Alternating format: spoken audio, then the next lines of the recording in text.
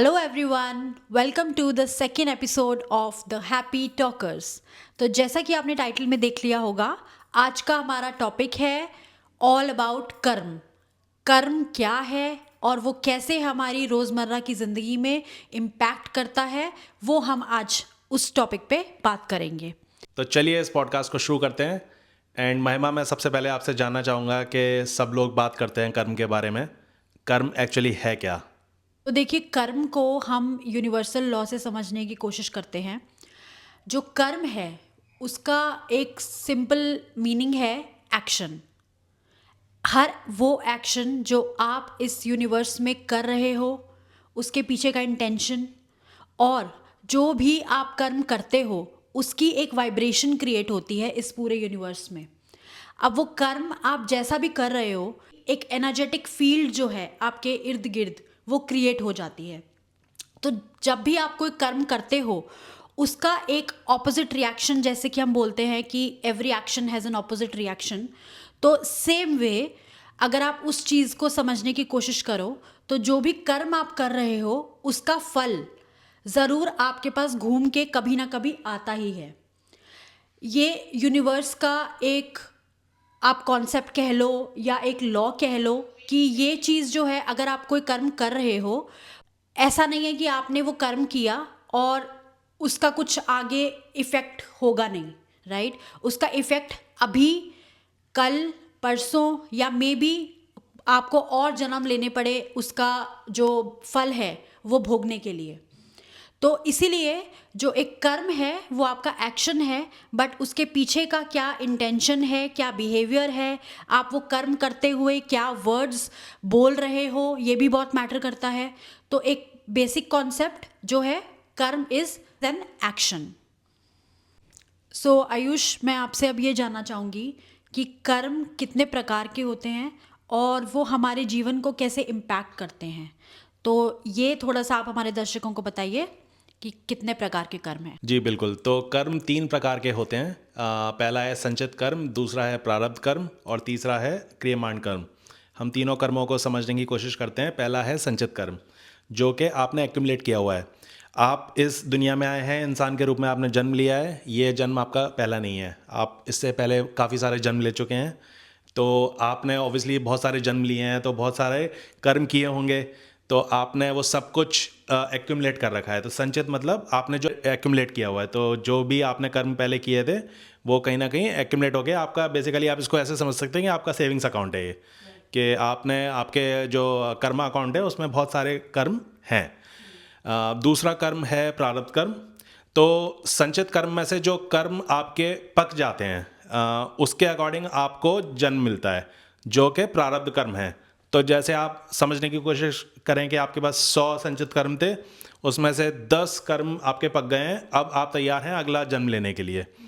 तो आपने जब जन्म लिया, वो आपका प्रारब्ध बोला जाता है। जैसा कि सब लोग बात करते हैं प्रारब्ध, तो प्रारब्ध आपका वही है जो संचित कर्म है, उसमें से जो कर्म आपके पक गए हैं उसके हिसाब से आप जन्म लेंगे। अब प्रारब्ध मतलब कि आपको जिस घर में जन्म लेना है, कैसे सर्कमस्टेंसेस में जन्म लेना है, कैसा आपका जीवन होगा।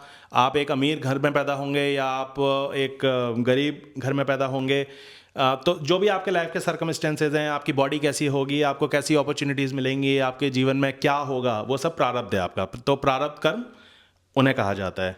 तीसरा होता है क्रियमाण कर्म, जो कि आप कर रहे हैं, जो कि आज कर रहे हैं, आप इस वक्त जो कर रहे हैं। तो आप जो कर्म कर रहे हैं उसके हिसाब से आपके आगे आने वाली ज़िंदगी तय होती है, आपकी डेस्टिनी, आगे की जो डेस्टिनी है वो तय होती है। तो इसीलिए कहा जाता है कि हो सकता है कि आपने जहाँ भी जन्म लिया हो, कैसे भी सर्कमस्टेंसेस में हो, आप अपनी ज़िंदगी चेंज कर सकते हैं। मेहनत करके, अच्छे काम करके आप अपनी ज़िंदगी को पलट सकते हैं, चेंज कर सकते हैं। तो वो कर्म कहते हैं हम क्रियमाण कर्म। तो अगर आप अच्छा काम करेंगे तो आपके जो आगे आने वाली ज़िंदगी है या आगे आने वाले जन्म हैं वो अच्छे होंगे। और कहीं ना कहीं जो बुरे कर्म आपने पहले एक्यूमुलेट कर रखे हैं, वो बुरे कर्म कट जाते हैं। तो बेसिकली आप इसको समझिए कि जैसे अकाउंट्स की भाषा में हम बोलते हैं क्रेडिट और डेबिट। तो अगर आप अच्छे काम करेंगे तो वो आपके पिछले बुरे जो संचित कर्म है उनको कहीं ना कहीं काटेंगे, और आपका आगे आने वाला जीवन या फिर आगे आने वाले जन्म अच्छे होंगे। तो ये 3 तरह के कर्म बताए गए हैं। तो महिमा, दो तरह के कर्मों की बात अक्सर हम करते हैं, एक होता है निमित्त कर्म और एक होता है कर्तृत्व कर्म। तो कृपया हमारे दर्शकों को समझाएं कि निमित्त और कर्तृत्व कर्म क्या होते हैं और वो हमारे जीवन को किस तरीके से इम्पैक्ट करते हैं या फिर हमारे जीवन की दिशा तय करते हैं। देखिए, निमित्त कर्म और कर्तृत्व कर्म के बीच का फ़र्क जानने के लिए हमें पहले ये समझना पड़ेगा कि ये जो यूनिवर्स है, जो ये ब्रह्मांड है, वो एक सुप्रीम पावर के अकॉर्डिंग चल रहा है। जो सुप्रीम पावर है ईश्वर, भगवान। तो निमित्त कर्म वो कर्म है जिसमें कि जो इंसान जब वो कर्म कर रहा है तो वो उसके पीछे ये सोच रहा है, उसके पीछे का थॉट ये है कि मैं सिर्फ एक माध्यम हूँ, मैं सिर्फ एक मीडियम हूँ वो काम करने के लिए। जो करता धरता है वो है। तो निमित्त कर्म करने के लिए आपका जो इंटेंशन है वो बिल्कुल प्योर होना चाहिए, उसके पीछे कोई भी सेल्फिशनेस नहीं होनी चाहिए। आप जो भी वो कर्म कर रहे हैं वो आप एक सिर्फ ये समझ के कर रहे हैं कि भगवान मुझसे वो चीज़ करवा रहा है। तो अगर वो भगवान आपसे आपको वो मौका दे रहा है वो कर्म करने के लिए, और आप सिर्फ और सिर्फ उन पे सरेंडर करके, कोई ईगो ना रख के वो आप कर्म कर रहे हैं, तो वो एक निमित्त कर्म है। निमित्त कर्म जब आप करते हैं, अगर आप ये समझ के काम करते हैं कि भगवान आपसे वो काम करा रहे हैं, तो उसमें आपका जो भी कार्मिक बैलेंस है या जो भी हम इस बंधन में जो बंधे हुए हैं क्योंकि हमने यहाँ पे जन्म लिया है, उस बंधन से वो निकालता है। तो आप जब वो कर्म कर रहे हो तो आप ये समझ रहे हो कि आप सिर्फ एक माध्यम हो, आप सिर्फ एक मीडियम हो ईश्वर का। तो इसके लिए एग्जाम्पल के साथ एक बात करते हैं। अगर आप किसी को कुछ डोनेट करते हो, कुछ दान में देते हो, तो वो अगर आप ये समझ के डोनेट कर रहे हो कि ये भी मुझसे भगवान ही करा रहे हैं, ठीक है, तो उसके पीछे का जो प्योर इंटेंशन है वो एक निमित्त कर्म है। तो ये जो एग्जाम्पल जो मैंने आपको अभी दिया डोनेशन का, या फिर हम किसी भी प्रकार से दूसरे लोगों की जब मदद करते हैं या हम कुछ भी अच्छा करते हैं दूसरों के लिए या कोई भी कर्म करते हैं, तो बेसिकली उसके पीछे का जो इंटेंशन है वो प्योर होना चाहिए। वो जो है आपका निमित्त कर्म बनता है। फिर हम आते हैं कर्तृत्व कर्म पे। कर्तृत्व कर्म वो है कि जो इंसान अगर वो कर्म कर रहा है तो उसके पीछे वो ये सोच रहा है कि सिर्फ मैं ही हूँ करने वाला, करता धरता मैं हूँ, मेरी वजह से ये हो रहा है, या मैं ही कंट्रोल करता हूँ चीज़ों को। तो वो जो इंसान है वो ये नहीं समझ रहा है कि एक सुप्रीम पावर है या ईश्वर है जिन्होंने आपको माध्यम बनाया, आपको मीडियम बनाया वो कर्म करने के लिए। तो बेसिकली डिफरेंस यही है कि निमित्त कर्म वो कर्म है जिसमें कि आपकी इंटेंशन प्योर है, आप पूरा सेल्फलेस होके वो कर्म कर रहे हैं without expecting anything in return. और जो कर्तृत्व कर्म है उसमें आप अपने आप को सिर्फ वो पावरफुल इंसान समझ के वो कर्म कर रहे हो। उसके पीछे का इंटेंशन जो है वो ये रहता है कि अगर मैंने आज इस इंसान की मदद की है तो कल को ये भी मेरी मदद करेगा, इसको शुक्रिया अदा करना चाहिए मेरा कि मैंने इसके लिए इतना अच्छा किया कुछ।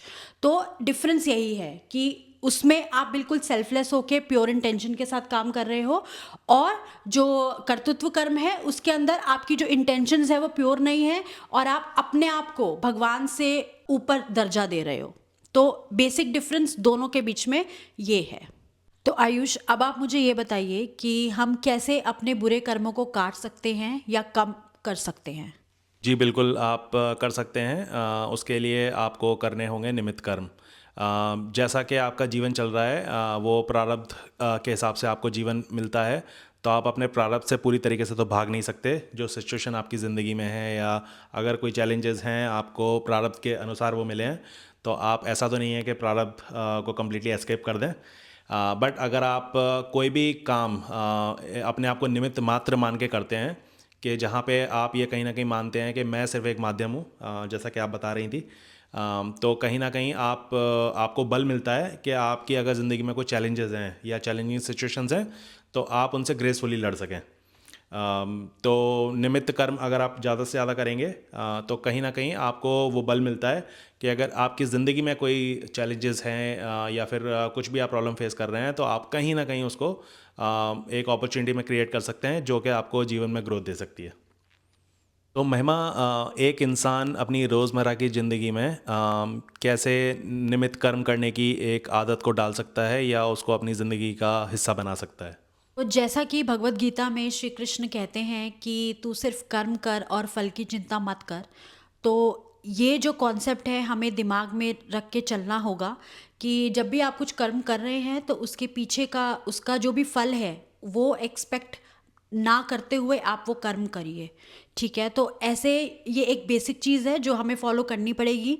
दूसरा ये है कि आपकी जो इंटेंशन है उस कर्म को करने के लिए, वो इंटेंशन वो प्योर होनी चाहिए, उसके पीछे ऑनेस्टी होनी चाहिए, कंपैशन होना चाहिए। कुछ भी सेल्फिश मोटिव से अगर आप वो कर्म करोगे तो वो निमित्त कर्म नहीं बनता है। फिर हम आते हैं कि आपको जो अपनी ईगो है या अटैचमेंट्स हैं चीज़ों को लेके, इंसानों को लेके, वो चीज़ें छोड़नी पड़ेंगी। ठीक है, अगर आप डे टू डे लाइफ में अगर आप ये समझें कि जब भी आप कुछ किसी के लिए कर रहे हैं, कुछ अच्छा कर रहे हैं या कैसा भी कर्म कर रहे हैं, उसके पीछे आपकी ईगो और सेल्फिशनेस नहीं होनी चाहिए और आपको चीज़ों से डिटैच होना पड़ेगा। आप जितना चीज़ों के साथ डिटैच रहोगे तब आप वो सेल्फलेसनेस अपने माइंड में ला सकते हो। और फिर आता है कि जैसे भी आपका जीवन चल रहा है, आप सिर्फ ये एक्सेप्ट कीजिए कि वो ईश्वर है आपका जीवन चलाने के लिए और उस चीज़ को रेजिस्ट मत करिए। जितना आप अपनी लाइफ को या अपने जीवन को रेजिस्ट करेंगे कि ये चीज़ ऐसी क्यों नहीं हो रही है या ऐसे क्यों हो रही है, तो उतना आपको ही परेशानियाँ, आपको ही ट्रबल्स फेस करने पड़ेंगे। तो उस चीज़ के लिए आपको सिर्फ एक्सेप्ट करके चलना है कि जैसा भी मेरी लाइफ चल रही है वो ईश्वर चला रहे हैं। ये थॉट अगर आप अपने जीवन में लाते हैं तो इससे आपके जो भी कर्म हैं वो प्योर होते चले जाते हैं और आप और ज़्यादा अपने ऊपर कार्मिक बर्डन नहीं क्रिएट करते हैं जिससे कि आपको दोबारा जन्म लेना पड़े, दोबारा वो चीज़ें फेस करनी पड़े। तो आपके जो कर्म हैं वो कटते चले जाते हैं। तो जैसा कि आज हमने समझा कर्म क्या है और कैसे वो हमारी डेली लाइफ को इम्पैक्ट करता है। उम्मीद करते हैं आप सब लोग अपने जीवन में बहुत खुश होंगे। खुश रहिए, हंसते रहिए, मुस्कुराते रहिए और किसी की मुस्कुराहट का ज़रिया बनिए और एक दूसरे की ज़्यादा से ज़्यादा मदद करने की कोशिश करिए। तीसरा एपिसोड लेके हम जल्दी आपके सामने आएंगे और तब तक के लिए बहुत बहुत नमस्कार, धन्यवाद। Thanks for watching and stay tuned for our next episode. Don't forget to like and subscribe The Happy Talker.